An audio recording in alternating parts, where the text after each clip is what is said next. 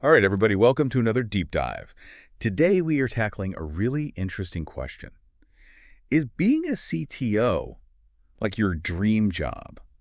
Or is it actually like your worst nightmare? Well, luckily for us, we have this document. It doesn't have an exciting title. It's just untitled.pdf. But Very descriptive. yeah, someone really got creative with that one. But it does lay out all the pros and cons of being a CTO. So Maybe you're one of those people thinking about, jumping ship at your current job and trying to get into the C-suite. Or, maybe you just want to get a little peek behind the curtain and see what really goes on in the upper echelons of the tech world. Well, either way, we're going to break it all down for you today. Let's do it. And I got to say, one thing that really struck me as I was reading this document is it really gives you a good sense of the kind of personality, the type of person who really thrives in this role. Because it's not just about technical skills, right? Right. You got to have the resilience, the leadership, the vision to really navigate this complex world. Yeah, so let's jump right into it. The first pro on the list right out the gate is leadership role. Makes sense. Makes sense, right. And it says the CTO basically has a hand in shaping a company's entire tech strategy. Oh, yeah. That's the big one.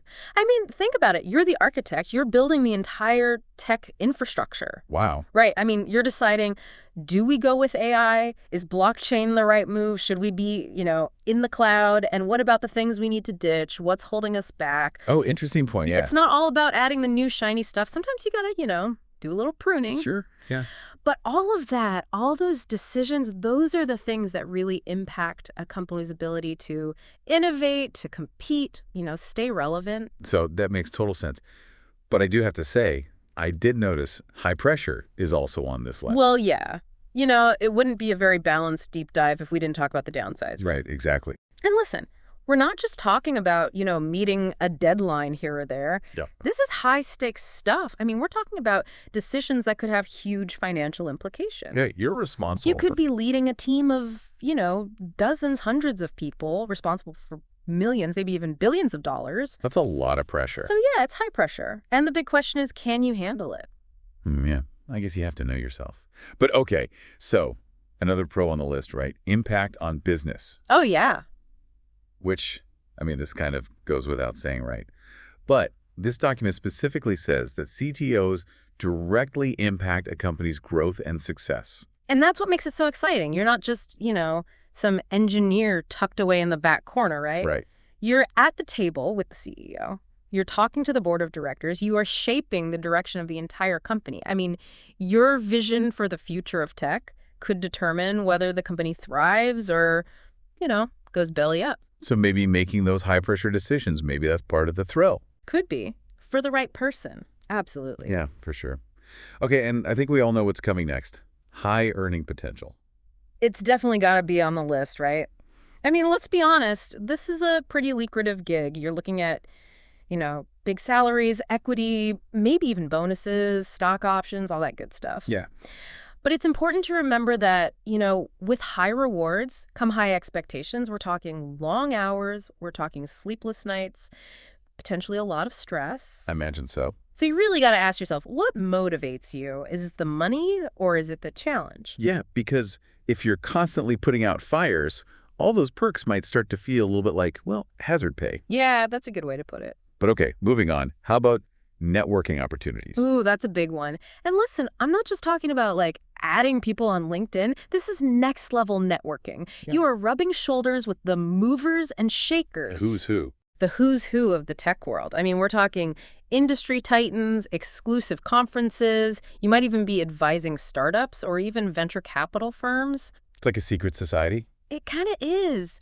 You're building a network of people who really understand the unique challenges you're facing and who can offer you that kind of insider advice and support that you just can't get anywhere else. So it's like a think tank of the brightest minds shaping the future. That's a good way to put it. Okay, and speaking of shaping the future, this document has a lot to say about continuous learning. Oh, yeah. Well, that's the thing about tech, right? It's constantly changing. All the time. What's hot today might be obsolete tomorrow. Exactly. So you got to be constantly learning, evolving, adapting. So I guess the question is, does that excite you or does that fill you with dread? It's got to be one or the other. Because as a CTO, you're not just expected to keep up. You got to be anticipating what's next. You got to be ahead of the curve. You got to be ahead of the curve. So, are you ready to dive into quantum computing?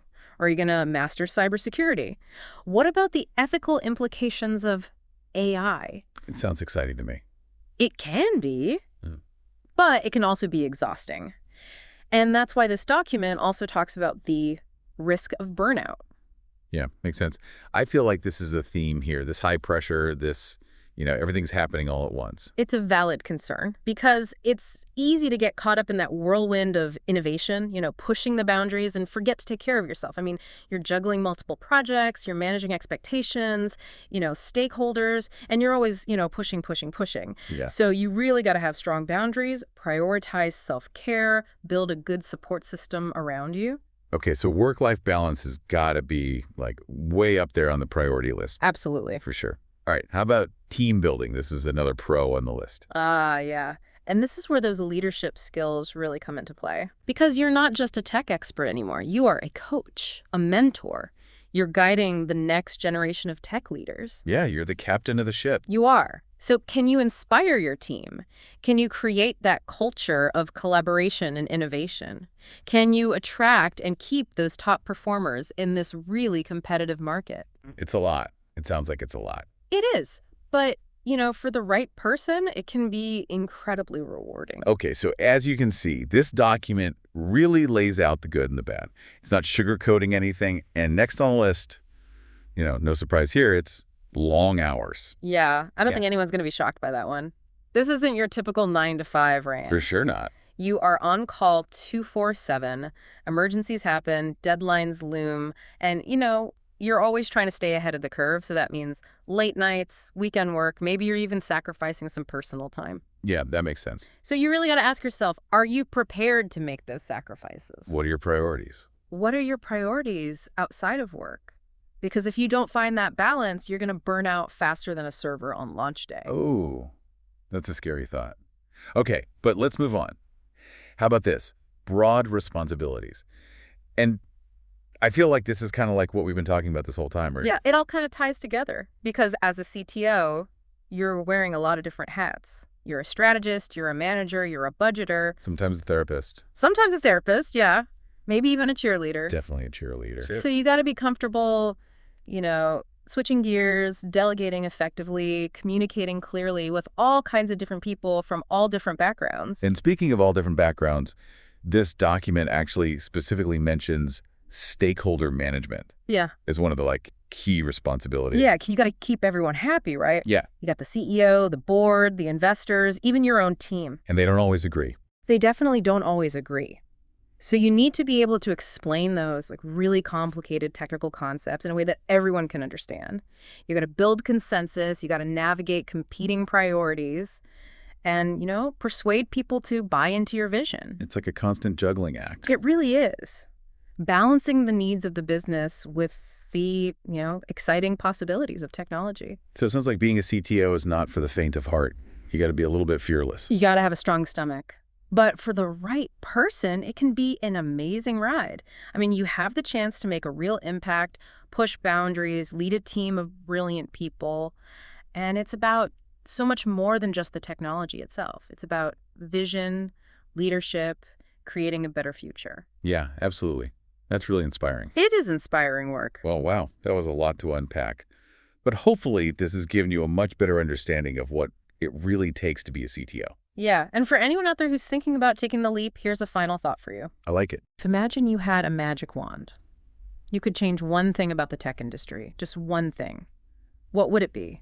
Because as a CTO, you might just have the power to make it happen. And on that note, this concludes our deep dive into the world of CTOs.